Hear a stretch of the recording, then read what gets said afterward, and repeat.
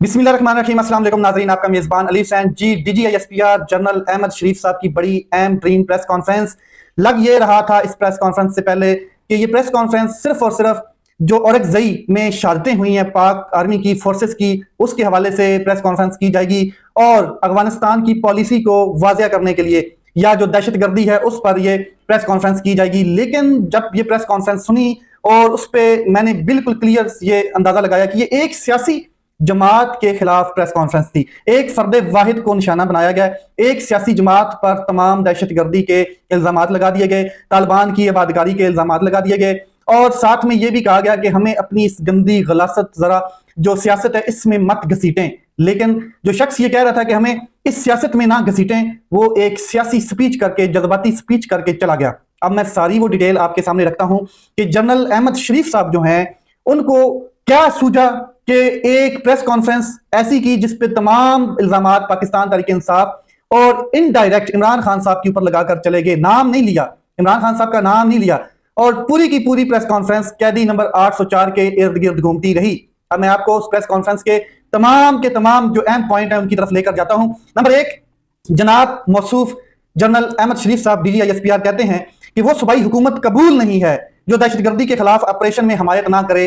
तो ये सीधा पॉइंट इमरान खान साहब की हुकूमत पर गया। इमरान खान साहब बारहा कह चुके हैं कि दहशतगर्दी जो है इसका हल मुज़ाकरात है। ये जो दहशतगर्दी बनाई गई आ रही है, क्योंकि इमरान खान साहब की हुकूमत में दहशतगर्दी जीरो हो चुकी थी। No drone attacks, no another terrorist attacks, कुछ भी नहीं हो रहा था। मगर अब दोबारा वही अटैक्स, वही ड्रोन अटैक्स, वही दोबारा दहशतगर्दी एक दफा उभर चुकी है और बड़ी अपनी जो है ना फुल ताकत के साथ। तो जनाब कह रहे हैं कि वो हुकूमत हमें काबिल कबूल नहीं है, वो जो दहशतगर्दी के खिलाफ हमारे साथ खड़ी ना हो या हमें हमायत ना करे। तो इमरान खान साहब तो कह चुके हैं कि मुज़ाकरात किए जाएं तालिबान के साथ, अफगानिस्तान के साथ, और जो लोग हैं अफगानिस्तान के वो शामिल हों, KPK के लोग शामिल हों, कबायली लोग जिरगे शामिल हों, और ये ऑपरेशन किसी मसले का हल नहीं है। इमरान खान साहब बारहा कह चुके हैं कि हमारी फोर्सेस के लोग शहीद होते हैं, वो भी हमारे मुसलमान भाई हैं और वो अपने पाकिस्तानी हैं। मासूम शहरी शहीद होते हैं, वो अपने बच्चे हैं। आगे भी जो लोग शहीद होते हैं तो वो दोबारा इसका रद्द अमल देते हैं, दोबारा जो आगे मरते हैं वो दोबारा रिएक्ट करते हैं और फिर ये खून आगे चलता है। तो ये जो आपको काबिल कबूल नहीं, हुकूमत आपको काबिल कबूल नहीं एक 21वें ग्रेड का अफसर कह रहा है, यानी कि वो शख्स कह रहा है जो खुद एक मुलाजिम है और स्टेट का मुलाजिम है, और वो कह रहा है कि ये स्टेट की जो हुक्मरानी है ये हमें काबिल कबूल नहीं है अगर ये हमारे साथ स्टैंड नहीं करती है। तो इस हुकूमत के पीछे अवामी नुमाइंदों के पीछे अवाम खड़ी होती है। ये अवाम है, अगर अवाम जो है ना, अवाम ये कहे कि हमें वो जर्नैल काबिल कबूल नहीं है जो मार्शल लॉ लगाते हैं, जो रजीम चेंज करते हैं, जो दोबारा आबादकारियां करते हैं तालिबान की, तो वो ये कह सकते हैं क्योंकि पावर जमहूरियत में अवाम की होती है। बहरकैफ ठीक है, आपने अवाम को भी अब काबिल कबूल नहीं है, अवाम की भी जो आंखों का ऑपरेशन हो चुका है, दिमाग में शऊर आ चुका है, और हमें वो जर्नैल काबिल कबूल नहीं जो पाकिस्तान के आइन को जूतों के नीचे रोन देते हैं, जो अवाम का मैंडेट चोरी करते हैं, जो चादर चार दीवारी का तकद्दुस पामाल करते हैं, वो जर्नैल हमें भी काबिल कबूल नहीं है। अगर जर्नैलों को अवामी हुकूमतें, सूबाई हुकूमतें काबिल कबूल नहीं है और वो ये समझते हैं कि हम मतलब के बादशाह हैं और हम ही ताकत का जो एक मतलब के पुतला बने हुए हैं, तो फिर अवाम को भी वो जर्नैल काबिल कबूल नहीं है, इसमें कोई शक नहीं है। इसके बाद ये जो बात की गई कि हमें कबूल नहीं है, इसका मतलब क्या है? आप कौन हैं? आप कहते हैं कि आप रियासत नहीं, आप सियासत नहीं ना, आपका सियासत से कोई तल्लक है, तो ये फिर मकबूलियत और कबूलियत का सर्टिफिकेट का ठेका क्यों लेते हैं? ये किसने कहा आपको कि आपको ये बात ही नहीं करनी चाहिए थी?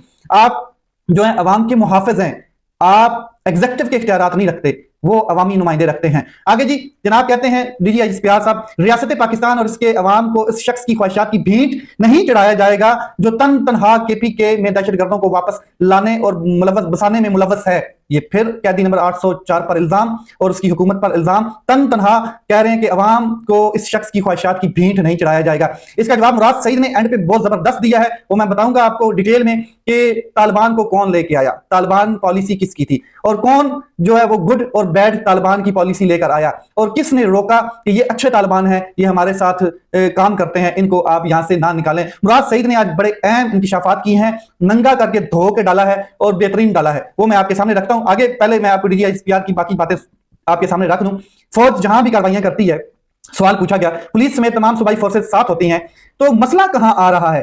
तो जवाब आया, फोर्सेस तो अपना काम कर रही हैं, लेकिन एक जिम्मेदारी सियासत की है और सियासी जमात एक PTI, क्या ये लोगों को दहशतगर्दी के खिलाफ एक बयानिया बनाने देगी या दे रहे हैं या नहीं, ये अब आपने डिसाइड करना है। कोलेक्टर डैमेज पर बयानिया बनाया जा रहा है, हम इंटेलिजेंस ऑपरेशन करते हैं, हम कोलेक्टर डैमेज पर यकीन नहीं रखते, डीजीएसपीआर कहते हैं। और कहते हैं कि झूठ और गलाजत से भरी सियासत से अपने आप को दूर करना पड़ेगा। ये तो बाजवा साहब ने भी कहा था कि हमने फरवरी में फैसला किया है कि अब सियासत से हम दूर रहेंगे। इसका मतलब पहले सियासत में सही शुरलू फेरा जा रहा था, धुरलू फेरा जा रहा था और अपने मोरे अपनी फील्डिंग्स लगाई जा रही थी। जब आपको लगा कि हमने अपनी फील्डिंग सेट कर ली है तो फिर हमें अब सियासत से दूर रहना पड़ेगा। अभी भी सियासत से कौन सा दूर है, सियासत ही तो हो रही है। मैंडेट चोरी किसने किया? 17 सीटों वाली पार्लियामेंट और 17 सीटों वाली जमात को किसने पार्लियामेंट पे काबिज कर दिया? मोहसिन नकवी जैसे लोगों को वजारत दाखिला तक मिल गई। और आप देख लें अब जो केपीके में कि जनाब रोका जा रहा है, रास्ता रोका जा रहा है सोहेल अफरीदी का, क्योंकि इमरान खान ने एक ऐसे शख्स को वजारत आला के लिए नामजद किया जो मुराद सईद का दोस्त है और एक बिल्कुल मतलब कि सादा शख्स है, जिसके ऊपर दूसरे ही दिन यही हुकूमत, रजीम चेंज हुकूमत, ये इसका एक वज़ीर इत्तलात डिंटोनिक प्रेस कॉन्फ्रेंस करता है। वो कहता है कि तालिबान के साथ और दहशतगर्दों के साथ सोहेल अफरीदी के ताल्लुकात हैं और हम ये नहीं होने देंगे, हम वज़ीर आला मुंतखब नहीं होने देंगे। जनाब ये बातें चल रही हैं और ये कहां से आ रही हैं बातें, ये सब आप जानते हैं। फिर कहते हैं कि हमें सियासत से दूर रखें, फौज रियासत के साथ एक सरकारी तल्लुक है, कोई जाती या सियासी तल्लुक नहीं है, होना भी नहीं चाहिए। कॉन्स्टिट्यूशन जो है वो 1973 का यही कहता है कि फौज एक दिफाई इदारा है और जैसे बाकी इदारे हैं उनको भी बाकी इदारों की तरह काम करना चाहिए, अपनी डोमेन में रह के। सियासत के साथ और जाती कोई तल्लुक होना भी नहीं चाहिए। आपको आपकी सियासत मुबारक, हमें अपनी सियासत में ना लाएं। कोई फर्दे वाहिद समझता है इसकी सियासत रियासत से बड़ी है तो ये हमें कबूल नहीं, हमें माइक की सहूलत नहीं चाहिए, हम रोज टीवी पर आकर बयानियां या जवाब नहीं दे सकते। फौज इस घटिया बयानबाजी और बयानों और सियासत से पाक रखें।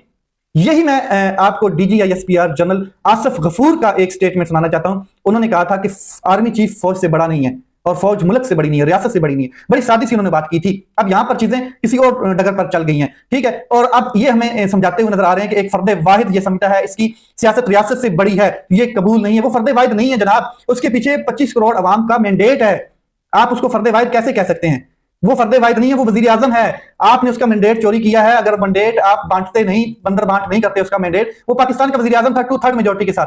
अब कौम को इतना तो मतलब कि बेवकूफ ना समझे कि वो समझ नहीं पा रही है। कौम को आइडिया है, सर आप बड़े मुकाबले इज्जत हैं, बड़े काबिल एहतराम है आपकी कुर्बानियों का, हम एतराज करते हैं। हमें ये समझ है कि फौज इस कौम के लिए कुर्बानियां दे रही है, अपनी डोमेन में रह के दे तो ज्यादा अच्छा है और सियासत से उसका कोई तल्लुक नहीं है। ये बड़ी वाद है। और फर्दे वाहिद जिसे कहा जा रहा है वो फर्दे वाहिद नहीं है सर।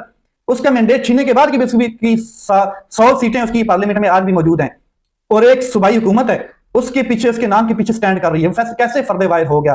तो आगे चलते हैं जनाब। काबुल में 4 जगह एयर स्ट्राइक की खबरें हैं, ये सवाल पूछा गया, इसमें आप क्या कहेंगे? तो अफगानिस्तान पाकिस्तान के खिलाफ दहशतगर्दी के लिए इस्तेमाल हो रहा है, सबूत मौजूद है, अवाम की जानो माल के लिए इकदाम किए जा रहे हैं। इमरान खान साहब ने बहुत बारहा कहा है, मतलब किसी की अकल नहीं खुलती वो अलग बात है, जब अल्लाह अकल पर पर्दा डाल देता है वो अलग चीज है। लेकिन इमरान खान साहब कह रहे हैं कि यहां पर मुज़ाकरात किए जाएं, ऑन बोर्ड लिया जाए अफगानिस्तान हुकूमत को, वहां पर डेलीगेशन भेजे जाएं और मुज़ाकरात से चीजों को सेट किया जाए। और यहां पर डीजीआईएसपीआर कह रहे हैं कि अगर मुज़ाकरात ही हर चीज का मसले का हल होते, हमें बातचीत करने की वो बात करते हैं, तो फिर जंगें क्यों हुई हैं? गज़वा बदर की मिसाल उन्होंने दी है कि दुनिया में जंगें कैसे होती रही हैं।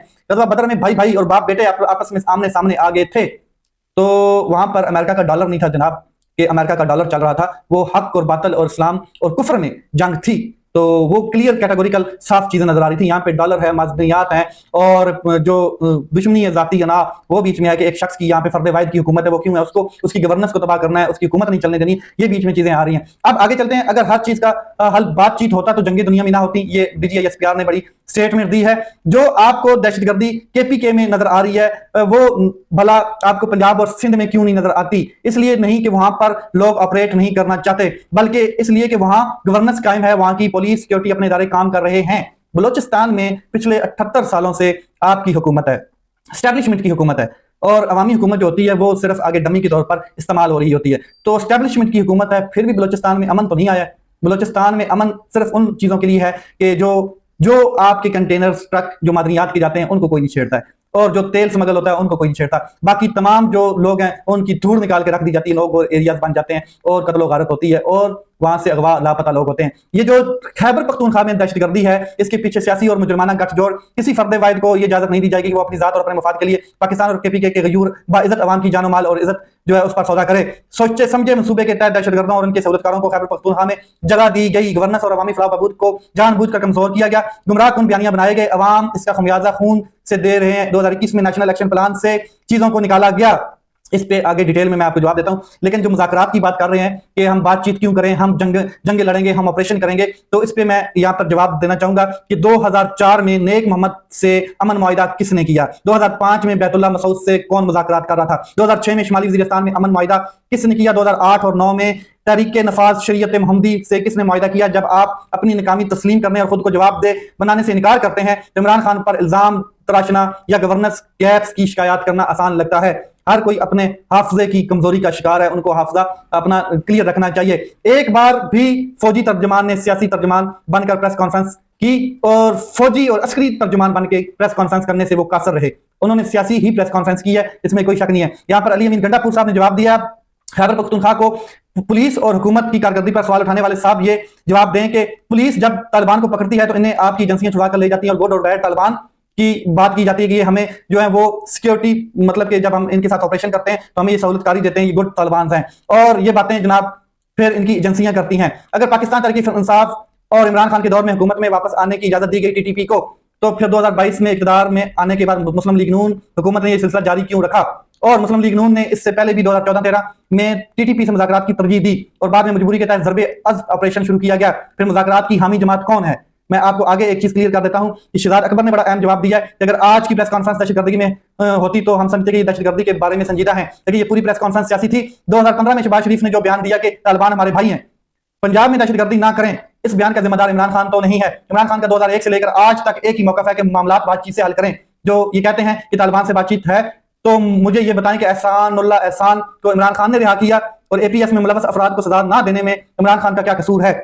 इसी तरह वो कह रहे थे शहजाद अकबर साहब कि 2021 में जब ये इमरान खान के पास आए, हमारे ऊपर अफगानिस्तान हुकूमत का बहुत प्रेशर है, तो टीटीपी वालों को वापस पाकिस्तान ले जाएं।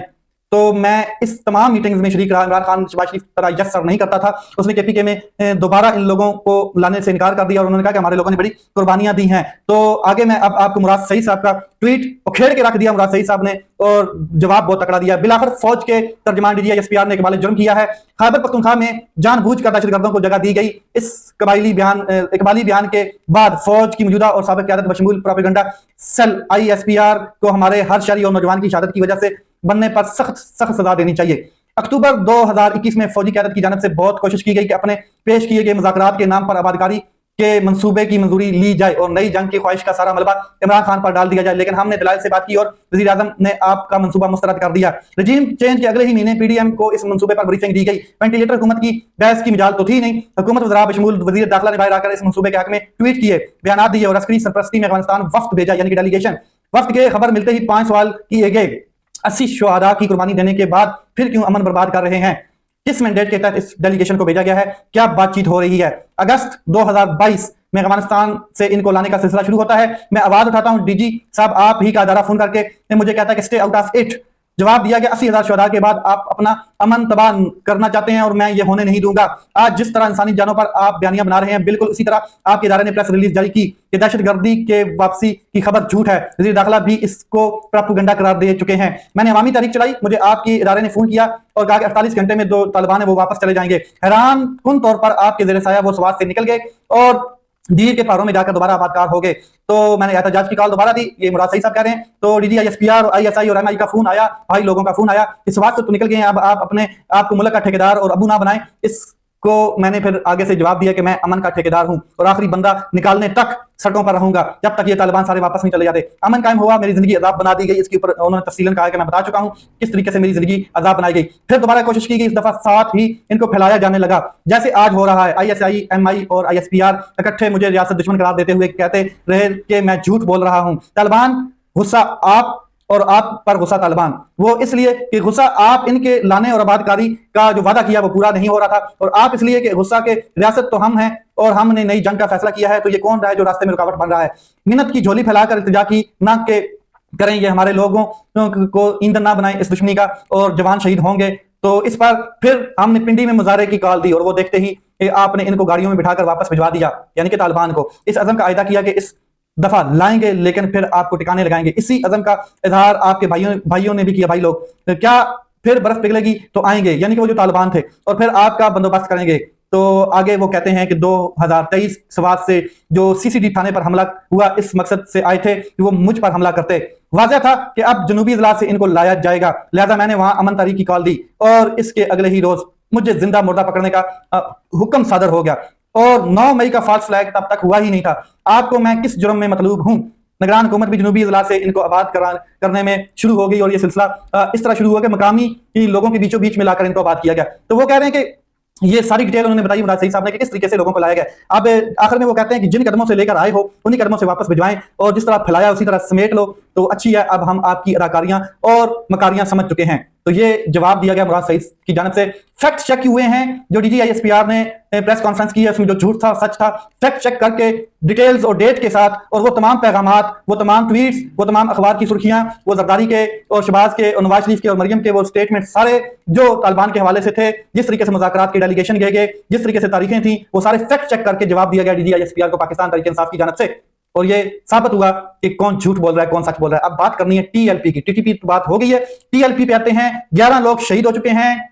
फलस्तीन बना दिया गया लाहौर को और लाहौर में जिस तरीके से वो अपना एहतजाज रिकॉर्ड कर रहे हैं, खून से नहलाया जा रहा है और वो कह रहे हैं कि गोली क्यों चलाई जा रही है। जनाब जो TLP के सरबराह हैं मौलाना साद रिजवी साहब, उनकी फैमिली को भी लाकर उठा लिया गया है और आज वो ये सवाल करते हुए रियासत से नजर आ रहे हैं, क्या ये रियासत माँ है, ये गोली क्यों चला रही है? और हम इस गोली से पूछेंगे कि गोली हमारे पर क्यों चलाई जा रही है। जब 26 नवंबर हुआ तो उस टाइम पाकिस्तान तहरीक इंसाफ थी और ये सब खामोश थे। अब अपने पर आई है तो इनको लगा है कि गोली क्यों चला रही है रियासत। अपना ख्याल रखें अपने भाई, किस चैनल का करके पाकिस्तान जिंदाबाद।